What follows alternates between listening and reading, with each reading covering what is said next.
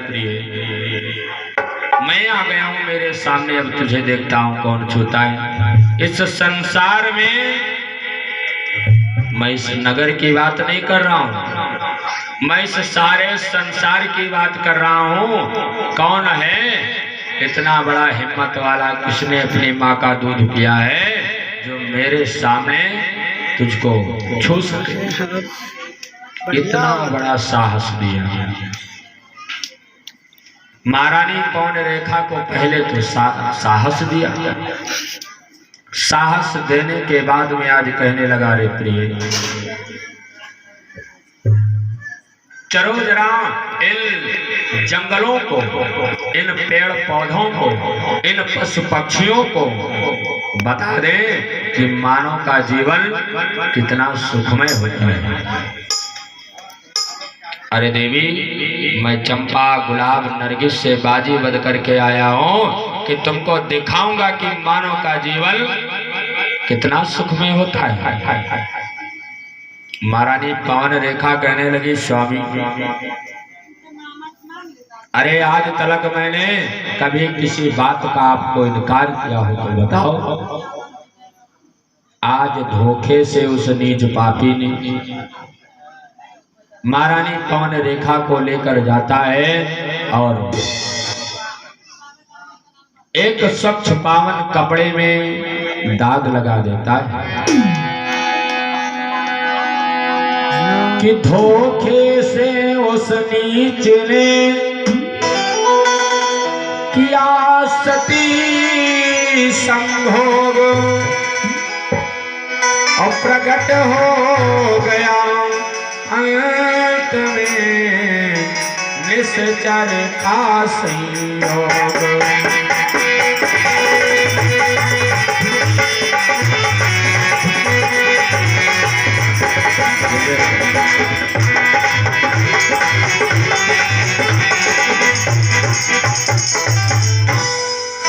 आज धोखे से उस पापी नीच ने महारानी पवन रेखा को लेकर के गया और धोखे से सती संभोग कर दिया और उस स्वच्छ पावन कपड़े में दाग लग गया और स्वभेश में आ गया, स्वभेश में आ गया।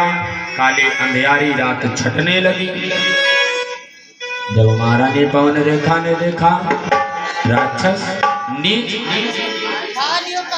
चिल्लाने लगी, रोने लगी, बिलखने लगी, अरे कहने लगी, अरे नीच पाखंडी,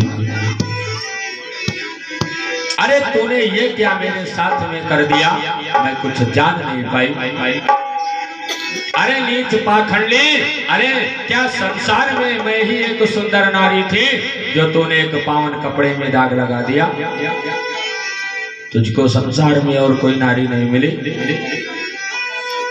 अरे अब मैं घर को क्या मुंह लेकर के जाऊंगी, अपने स्वामी से क्या मैं बताऊंगी, क्या मुंह दिखाऊंगी इस संसार को? गालियां देने लगी, चिल्लाने लगी, रोने लगी, कहने लगी, अरे पापी, इतनी नालायकी तूने मेरे साथ में की, लेकिन अब मैं कुछ कर नहीं सकती। अफसोस मुझको इस बात का है कि मेरा वो सतित्व नहीं है। अगर वो सतित्व होता ना तो आज मैं अपनी शक्ति से तुझको बगैर जलाकर भस्म कर देती, मानती नहीं। इतना नीच कार्य तुमने किया। बहुत क्रोधित हुई महारानी पवन रेखा, लेकिन अब क्रोध करने से भी फायदा क्या? अब तो जो होना था सो हो गया। मुंह लटकाए हुए, शीश नीचे किए हुए, सब कुछ सुन रहा है दुर्मली। और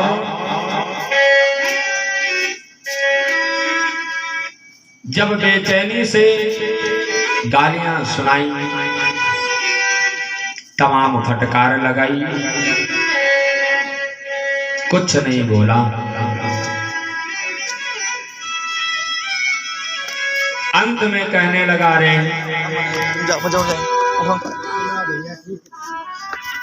पवन, तो चिंता मत करना। अरे तेरे साथ में मैंने दुष्टता का कार्य नहीं किया है। अरे तेरा मैंने उपकार किया है, उपकार। अरे जरा अपनी सोच, फिर मुझको गाली दे। अरे मुझको बहुत बड़ा अफसोस रहा करता था जब मथुरा के महलों में, आंगनों में तुम सोनी गोदी लेकर के घूमती थी। मुझको बड़ा कष्ट होता था, बहुत दुख होता था।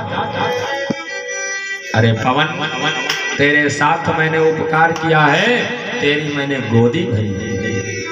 तेरे साथ मैंने छल धोखा नहीं किया है, तेरा उपकार किया है, उपकार।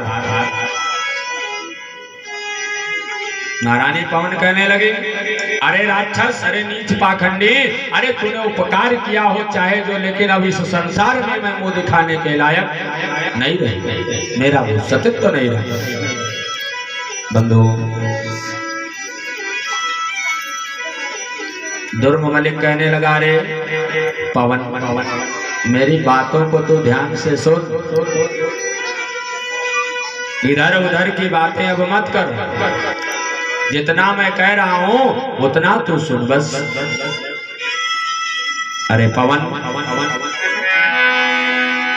मेरे इस संयोग से होगा पुत्र सुवीर, बल प्रताप के कटा पाएगा रणधीर। अरे महारानी पवन रेखा, मेरे इस बल प्रताप से तुझको एक पुत्र की प्राप्ति होगी। मैंने पहले कह दिया कि तेरा उपकार कर दिया है मैंने। इस संयोग से तुझको एक में पुत्र मिलेगा, और पुत्र कैसा होगा ये भी तुम सुन लो। कि मेरे समान योद्धा होगा, मेरे समान योद्धा होगा, कोई भी जीत न पाएगा।